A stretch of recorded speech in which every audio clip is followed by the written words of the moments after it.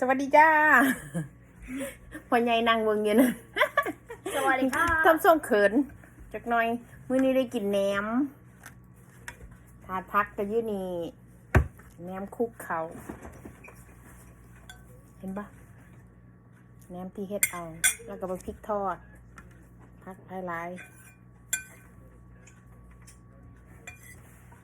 เอาพริกก็โรยแล้วล่ะอยู่ในอันจานแต่หากเอามาใส่ต่อเอามาใส่อีกเกิดบ่พอ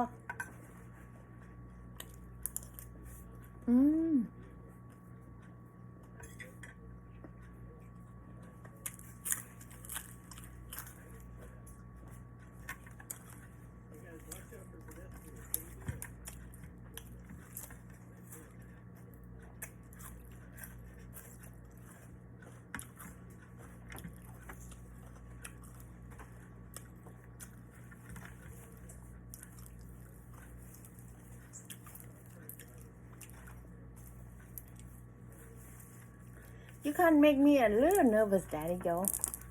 But it's okay. I didn't listen to you.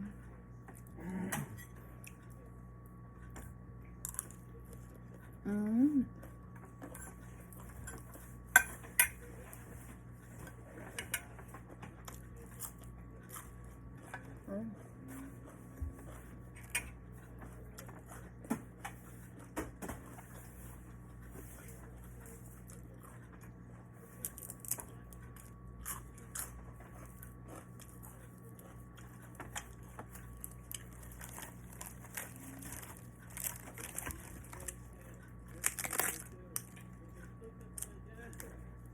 ผ่านเฮาหอยังสีเนาะ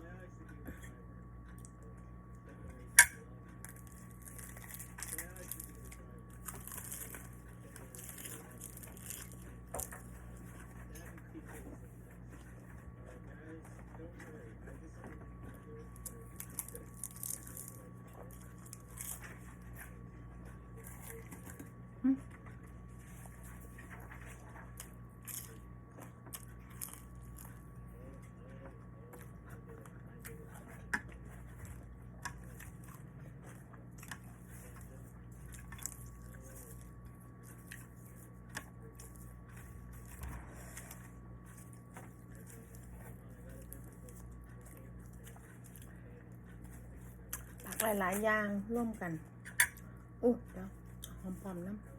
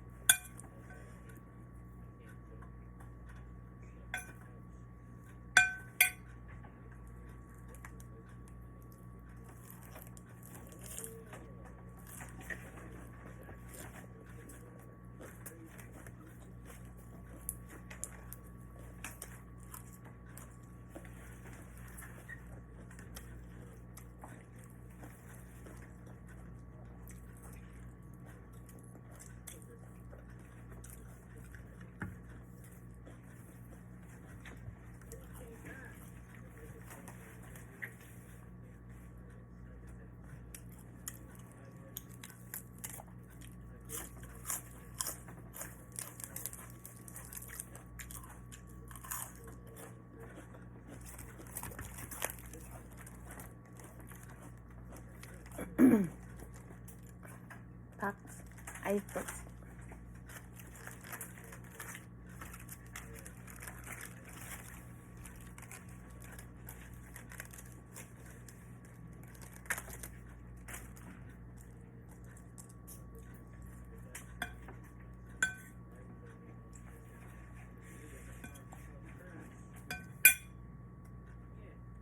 หน่วย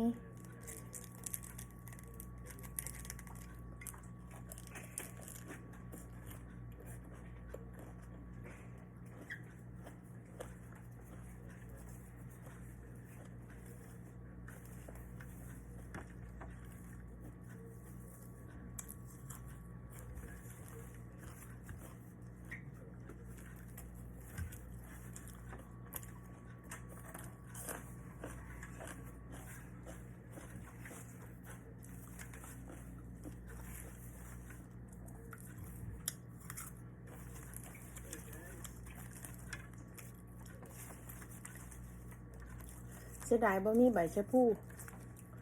ใบชะพูบ้านเรามันอีเลิศไม่ได้พักเป็นข้าวตองชะพูตองมีของอีสานตุ๊ก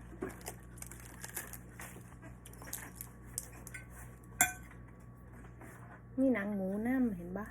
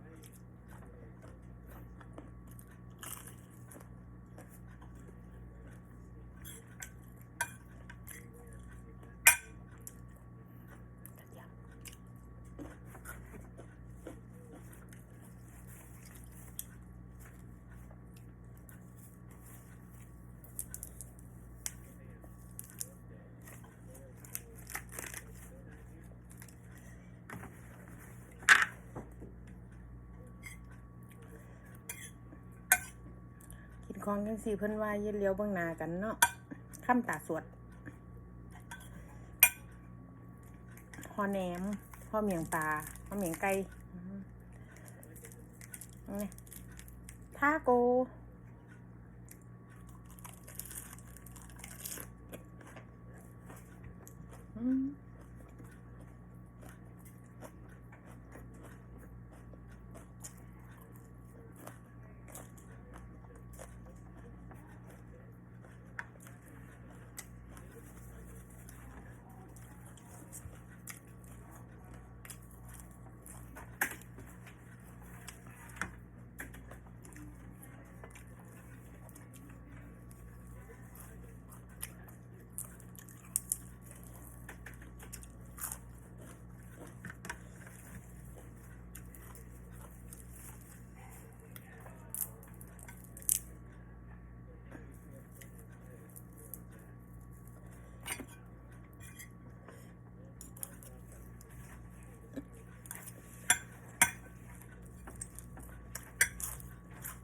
แซ่บ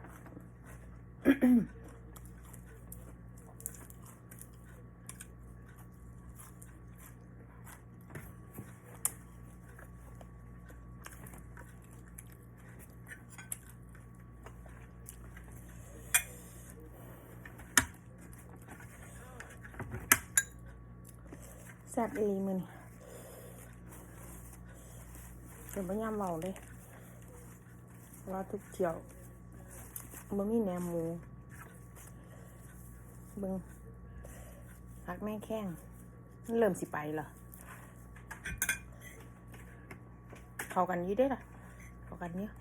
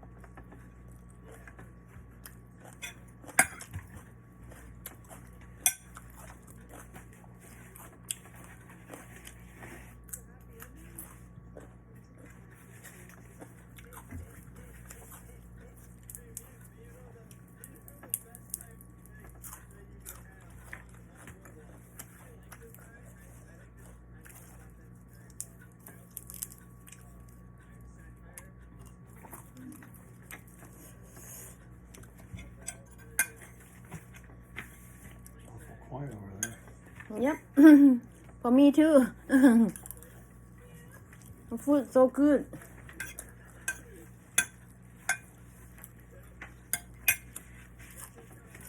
I make 3 rice cake in here and 1 lamb and half sorry gone. And you finish your food, Thomas? Not yet. It's not kind of full. Mm-mm. How many you have left? Only 2. Don't finish it.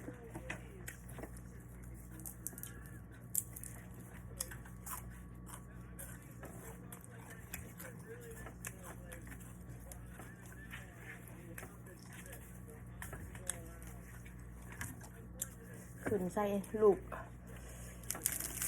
ดีใจมันย่อมกินเขาบังคับมัน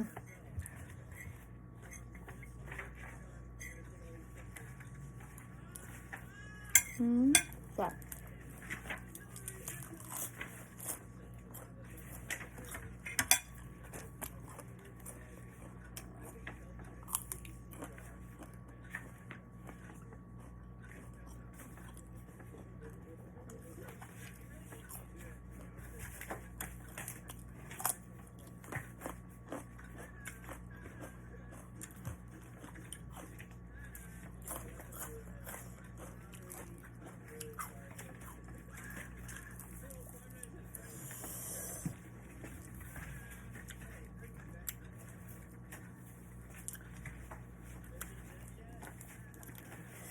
ร้านเวียดนามมา2 เที่ยวแล้วว่ามีผักอีเลือดจักเที่ยวรู้จักผักข้าวตอง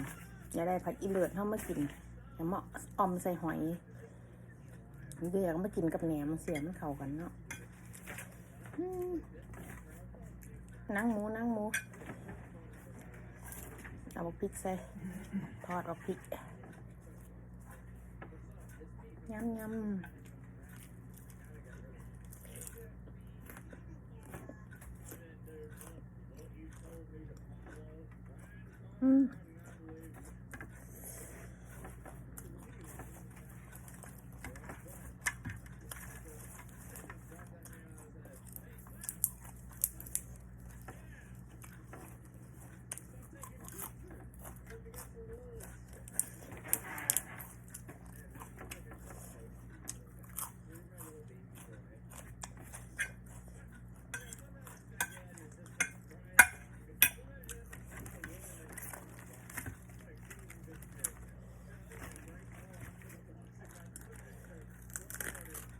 กินยังสี่หวังว่าบ่ถวายท้อง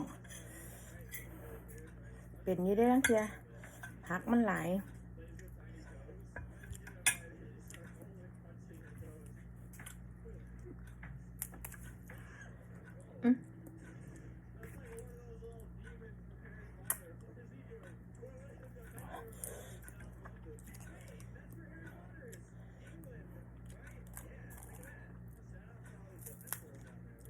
เครื่องนวยกับพ่อแล้วมันเริ่มเผ็ดแล้ว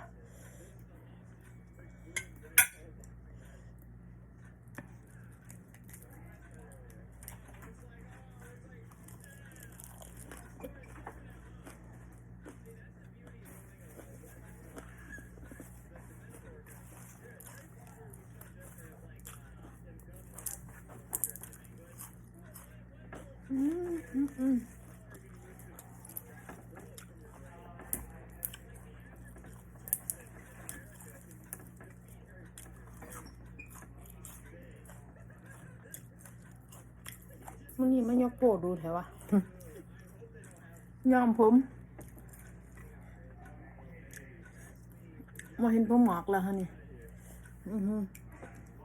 ไข่ในข้างในยอมผม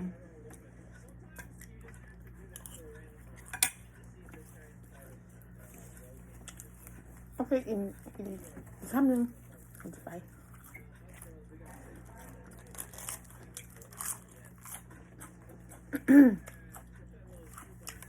พอขั้นตาสวดให้เบิ้งแล้วก็สิไป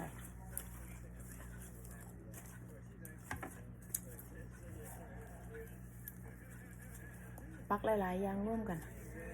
หนามาใส่ กระเซลพริกเครื่องน้อย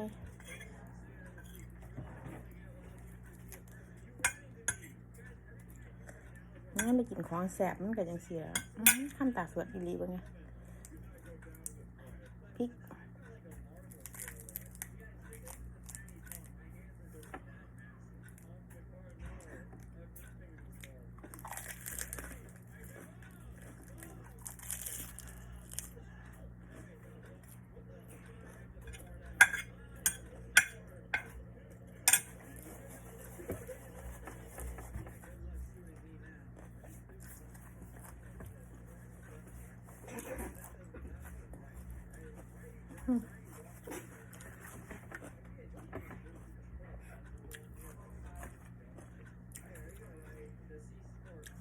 โอเคจ้ะคลิปนี้ก็เดี๋ยวเอาแค่นี้ละไปกินต่อต้องพักเดี๋ยวจะไปเก็บไว้แล้วก็กินอีกจ้าโอเคจ้ะคลิปนี้เอาแค่นี้แล้วเนาะเจอกันใหม่คลิปหน้าจ้าเจอกันใหม่ติดตามให้แน่เด้อผู้ใดก็เลยโอเคจ้ะสวัสดีจ้าบ๊ายบาย